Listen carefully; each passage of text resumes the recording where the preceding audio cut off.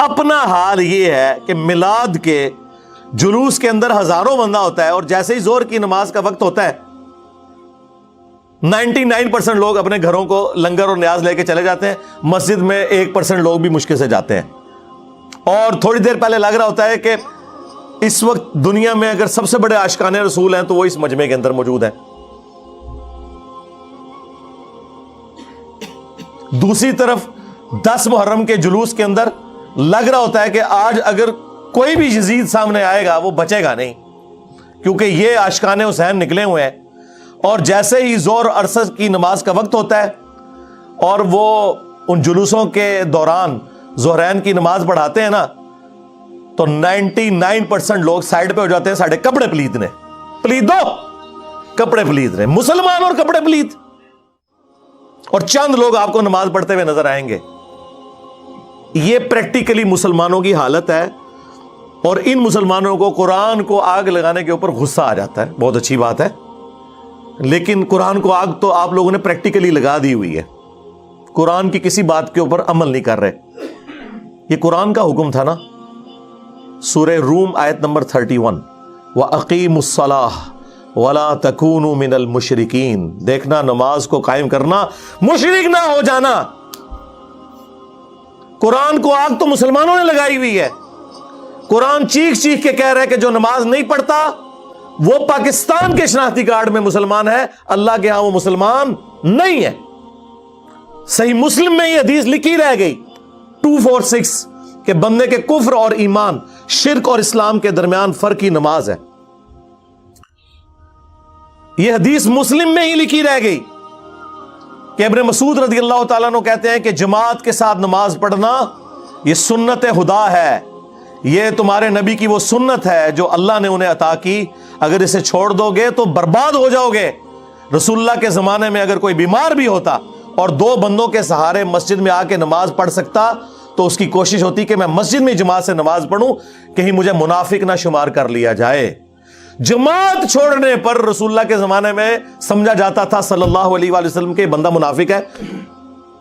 صحابہ کرام کو، اہل بیت کو کب معلوم تھا کہ ایسی امت بھی آنے والی ہے جو آپ سے بڑا عاشق رسول ہونے کا دعویٰ کرے گی اور نماز ایک نہیں پڑھے گی؟ تو وہ کہتے یار یہ تو بڑا آسان اسلام ہے۔ تو یہ حدیثیں تو مسلم شریف میں لکھی رہ گئیں، پریکٹیکلی کس نے عمل کیا اس کے اوپر؟ یہ حدیث ترمذی میں لکھی رہ گئی کہ ہمارا اور منافقین کا عہد نماز کی بنیاد پہ ہے، جس نے نماز چھوڑی اس نے کفر کیا۔ ہاں، یہ صحابہ کرام علیہم رضوان کا فتویٰ ترمذی میں ہی رہ گیا۔ عبداللہ بن شقیق تابعی کہتے ہیں کہ صحابہ کرام علیہم رضوان تارک الصلاح کے سوا کسی کی تکفیر نہیں کرتے تھے، صرف بے نمازی کو وہ کافر سمجھتے تھے، باقیوں کو وہ تمام غلطیوں کے باوجود مسلمان تصور کرتے تھے۔ اندازہ کریں، یہ ترمذی میں لکھا رہ گیا جناب۔ ہاں، ہم جب چیخ چیخ کے یہ باتیں بیان کرتے ہیں لوگ کہتے ہیں یار یہ کس قسم کی باتیں کر رہے ہیں، یہ کہاں پہ لکھی ہوئی ہیں؟ سرکار کتابوں میں لکھی ہوئی ہیں۔ یہی تو ہم آپ سے کہہ رہے ہیں کہ مرنے سے پہلے اے مسلمان کر لے اس پہ غور، کتابوں کا خدا اور ہے، بابوں کا خدا اور۔ یہ حدیث ابو داؤد میں ہی لکھی رہ گئی کہ بچہ جب 7 سال کا ہو جائے تو اسے نماز کا حکم دو، اور نہ پڑھے 10 سال کی عمر میں اسے سزا بھی دو، اور 10 سال کے بچوں کے بستر بھی الگ کر دو۔ یہ ابو داؤد میں لکھی رہ گئی حدیث۔ عمل کس نے کیا؟ یہ حدیث ابن ماجہ میں لکھی رہ گئی کہ نبی علیہ السلام نے فرمایا اے معاذ، اللہ کے ساتھ شرک نہ کرنا، خواہ تمہارے ٹکڑے ٹکڑے کر دیے جائیں، تمہیں قتل کر دیا جائے، سولی دے دیا جائے، یا آگ میں زندہ جلا دیا جائے، شرک نہ کرنا۔ یہ پہلی نصیحت۔ اسی حدیث میں دوسری نصیحت، نماز نہ چھوڑنا۔ تمہارا اللہ کے ساتھ عہد نماز کی بنیاد پہ ہے، اگر تم نے نماز چھوڑ دی تو اللہ کا ذمہ اٹھ گیا تم سے۔ اور تیسری چیز فرمایا شراب نہ پینا، یہ تمام برائیوں کی جڑ ہے۔ تو یہ حدیثیں تو لکھی رہ گئی سرکار۔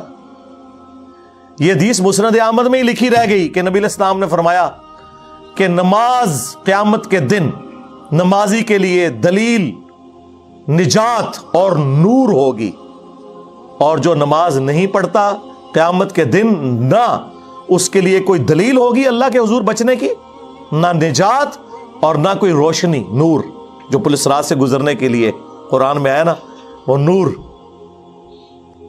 اور پھر نبی علیہ السلام نے فرمایا کہ بے نمازی کا حشر اسی حدیث میں آتا ہے، فرعون، قارون اور حامان اور امیہ ابن خلف کے ساتھ ہوگا۔ ہاں جی، کچھ بھی ہے تیرے محبوب کی امت سے ہے، محبوب تو پہلے ہی بتا گئے ہیں کہ بے نمازی تیرا حشر تو فرعون کے ساتھ ہونا ہے، تیرا حشر قارون کے ساتھ ہونا ہے، امیہ ابن خلف کے ساتھ ہونا ہے۔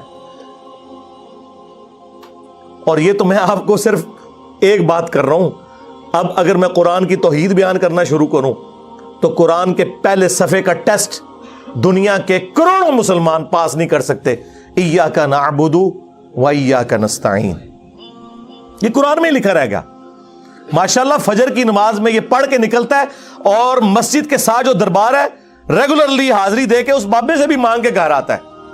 تو کیا نماز تو پڑھی؟ تو مسلمان ہے، تیری ہر نماز کی ہر رکعت میں تو یہ نہ پڑھے تیری نماز ہی نہیں ہوتی۔ ایاک نعبد و ایاک نستعین، اے اللہ عبادت بھی تیری کریں گے، دعا بھی تجھی سے مانگیں گے، مدد بھی تجھی سے مانگیں گے۔ یہاں مدد مانا دعا کے ہے، لیکن یہاں مولویوں نے پھر پٹی پڑھا دی، ان کا نہیں جی نہیں جی، امی سے روٹی نہ مانگے۔ اندازہ کریں قرآن کا مذاق اڑا رہے ہیں، حالانکہ انہیں پتہ ہے کہ قرآن میں یہ آیت موجود ہے، وَتَعَاوَنُوا عَلَى الْبِرِّ وَالتَّقْوَى وَلَا تَعَاوَنُوا عَلَى الْإِثْمِ وَالْعُدْوَانِ، نیکی اور پرہیزگاری کے کاموں میں ایک دوسرے کی مدد کرو اور برائی میں الگ رہو۔ قرآن نے بتایا ہے کہ اللہ نے دنیا کو اسباب کے ساتھ جوڑا ہوا ہے۔ یہاں ایاک نستعین میں دعا کے اعتبار سے بتایا جا رہا تھا کہ غیر اللہ سے نہیں کرنی، ظاہری اسباب کا تو قرآن میں حکم ہے۔